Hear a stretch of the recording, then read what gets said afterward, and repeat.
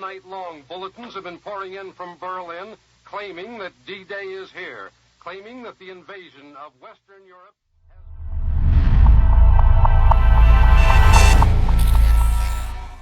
Ladies and gentlemen, welcome to Discoursely, a show broadcasting discourse studies. In today's episode, we'll be talking about Media Discourse Analysis, a brief summary of Anne O'Keefe's article, brought to you by Regiane, Vitorino, and Sofia Barral. Well, if you don't know the author of today's text yet, Dr. Anne O'Keefe is a professor at Mary Immaculate College in Limerick, Ireland, and is a PhD in applied linguistics. The text we'll be talking about today, it's not exactly an article, but a chapter of the Routledge Handbook of Discourse Analysis. In it, O'Keefe starts giving a definition of what media discourse is. And then she proceeds talking about the area of studies of print media and spoken media. Then she relates corpus linguistics with other methodologies regarding spoken media studies. She then ends up talking about the future of media, but as it was written in 2011 and book published in 2015, we'll see that it needs some update, and perhaps we're talking about the scenario we have today. So let's begin with the definition of media discourse. And by media, we mean newspapers, magazines, TV shows, radio programs, and so on, through which messages, interactions are delivered to a specific public that is usually not present, and because of that, it is usually on record, what makes it discourse that is more available for academics to study. And also because it is on record, it is produced, manufactured with an ideological layer to it.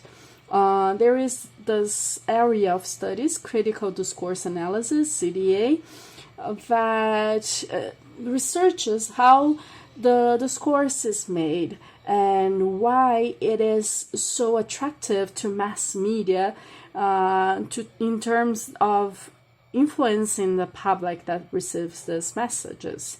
And it is interesting as well to point at the ephemerality of a factor of this discourse, because it is being produced and delivered in different times to the public. The context of it is usually not the same as of the discourse, of the object of the discourse.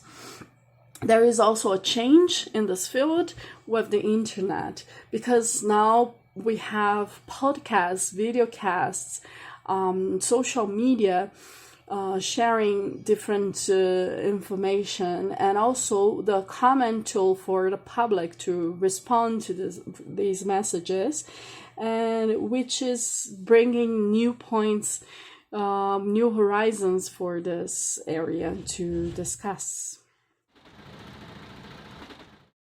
When it comes to studying print media discourse, Bieber affirmed that the language of newspapers is one of the 4 major registers in the English language.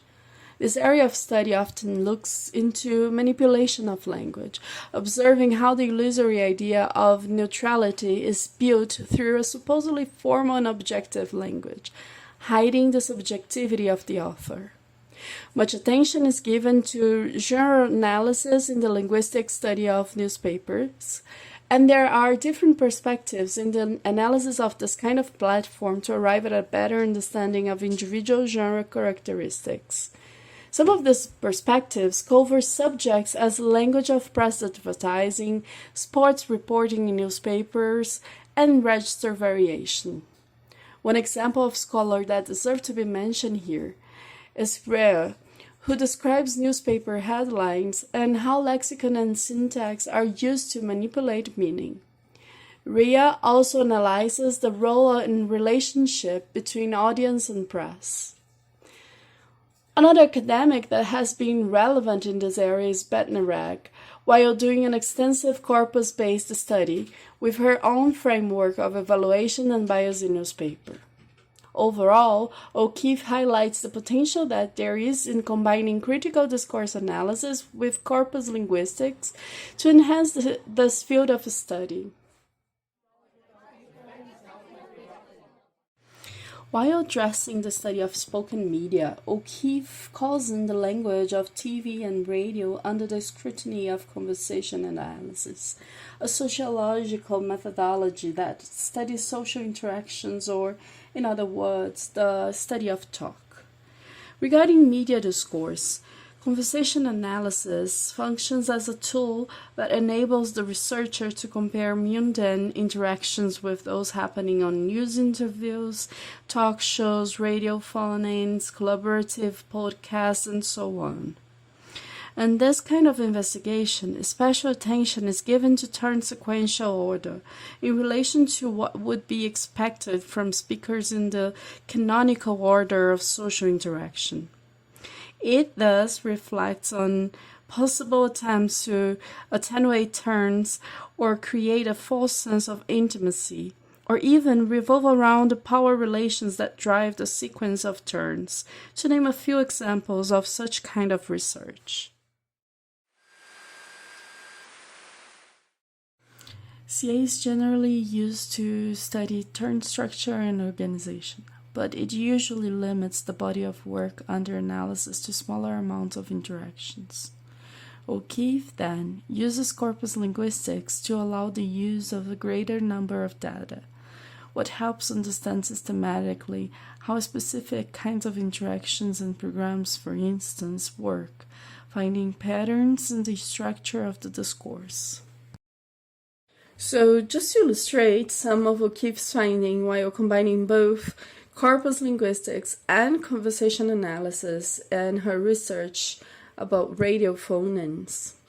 100% of closings include discourse markers and thanks. And shifting turns, audience is always or often addressed first and after phone-ins, giving a sense of collaboration and pseudo-intimacy between presenter and public. And finally, right OK plus a vocative is often used to show the call is ending instead of breaking it in a tougher tone. So it prepares both sides to understand that it is coming to an end. And while looking at these patterns, scholars are able to make generalizations on the structure of media interactions in order to achieve stronger propositions and assumptions with their investigations. Alternatively, pragmatics, when combined with corpus linguistics, can originate discussions on topics such as politeness and power relations in media discourse analysis. Looking to deixis, pronouns, hedging, and other related linguistic items, researchers are able to identify procedures of power downplay, differences in meaning making and emphasis, and so on. Critical discourse analysis mainly targets the study of how power relations and domination are produced and disseminated through discourse. But on the other hand, it also focuses on the way minority groups and individuals use language as a resistance device to fight such hierarchy of oppression. O'Keeffe explains that because its methodology involves qualitative research of single texts, it limits the possibility to reach generalizations of findings. Nevertheless, one can conclude with this information that this kind of study can result in more specific and deeper considerations. But it is with the advances in the internet and a higher availability of newspapers in electronic formats that more quantitative methods are gaining space in this area. thanks to the combination of CDA with corpus linguistics, giving rise to what O'Keeffe described as a sharp analytical tool. The author, thus, reckons that by using corpora in their studies, CDA specialists are able to identify how ideology and cultural mindset are communicated through different times and medium. Changes in the media landscape are being driven by new platforms that let us share our thoughts widely and get immediate responses. This shakes up the traditional ways we used to engage with media, whether through speaking or writing. Nowadays, our understanding of how the audience engages with media has transformed, bringing about three significant shifts in this area.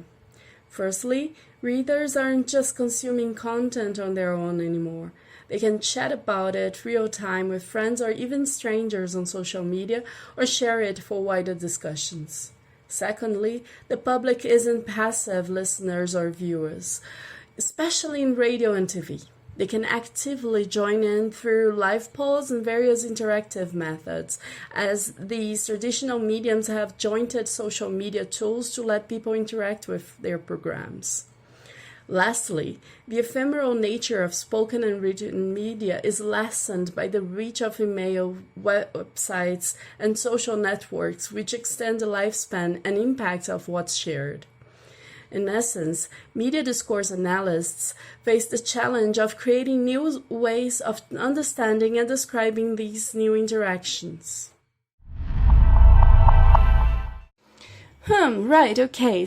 As we wrap up today's episode, we hope you could get a grasp of O'Keeffe's chapter on Media Discourse Analysis for the Routledge Handbook of Discourse Analysis. Our aim is to make you feel the same excitement as we do while interacting with media, thinking on how and why what is broadcasted reaches that way. We would like very much to hear what you all have to say about the topic, so don't forget to leave us a comment. Thank you for listening to Discoursely, your discourse analysis show.